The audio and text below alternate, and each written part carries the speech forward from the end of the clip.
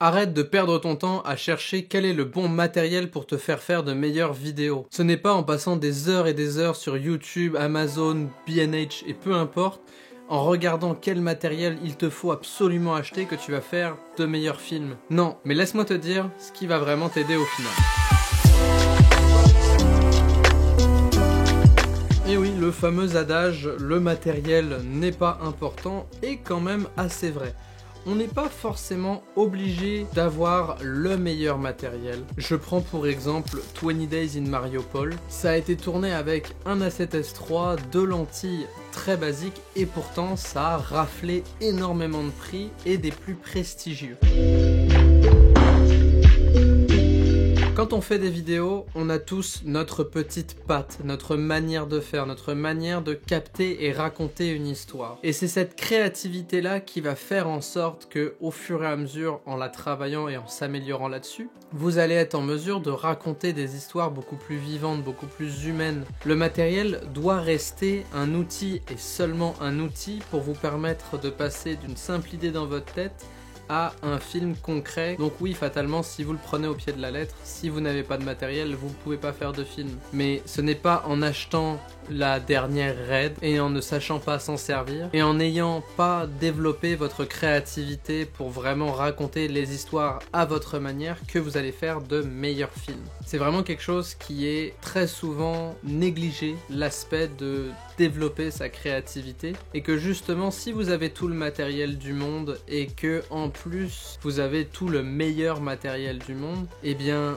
votre créativité elle a aucun frein. Donc fatalement vous allez juste raconter votre histoire sans forcément réfléchir énormément à comment vous allez la raconter. C'est sûr que votre créativité n'aura aucun challenge, elle ne rencontrera absolument aucun obstacle et de ce fait-là, vous allez juste raconter votre histoire. Alors que si justement vous y allez avec le matériel que vous avez actuellement, sans forcément aller en acheter du nouveau, et bien pour vous ça va être un challenge de créer quelque chose de bon avec le matériel que vous avez. C'est ces petits obstacles là qui, quand vous devez les surmonter, vous développent énormément, autant vous en tant que personne, parce que vous allez vous apprendre à vous-même à vous débrouiller, à surmonter des obstacles, et vous allez vous créer une espèce de banque de résolution de problèmes énorme, mais aussi votre créativité va en être que décuplée, parce que fatalement vous allez devoir trouver des solutions et donc vous allez faire appel à votre petit génie créatif pour venir avec le matériel que vous avez mettre à exécution l'image que vous avez dans votre tête.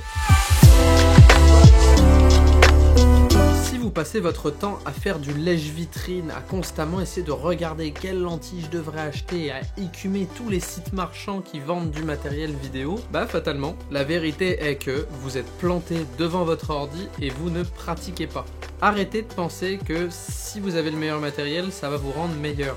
Non, vous allez toujours être la même personne, mais juste avec du meilleur matériel. Quelqu'un qui a un matériel basique, mais qui s'en sert constamment, sera toujours meilleur que quelqu'un qui a tout le matériel du monde, mais qui ne s'en sert pas et qui se pense être bon. C'est en forgeant qu'on devient forgeron. Et la vidéo, c'est exactement la même chose. Si tu as une caméra, vas-y, va filmer, va raconter des histoires, fais des pubs, fais des corpos, fais des projets de passion.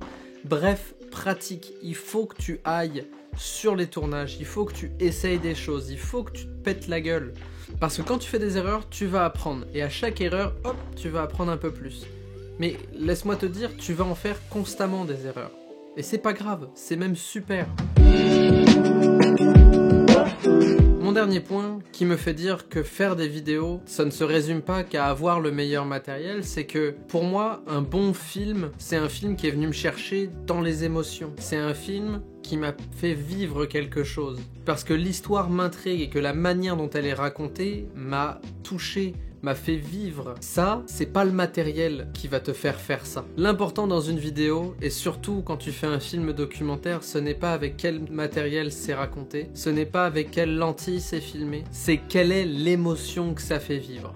Dans 20 Days in Mariupol, fatalement, le vidéaste, il est sur un champ de bataille. Donc c'est sûr et certain que les cadrages seront pas parfaits, il y aura des réglages qui seront pas très bons, il y a des prises entières où c'est le caméraman qui est en train de courir.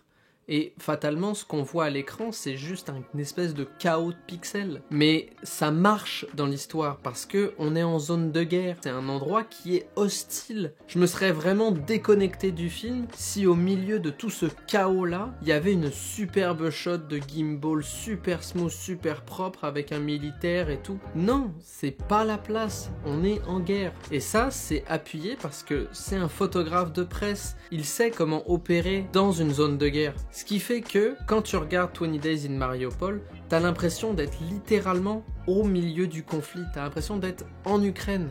Qui fait que le film est bon. Le film, il te prend aux tripes. Arrête de regarder quel est le prochain matériel que tu devrais acheter.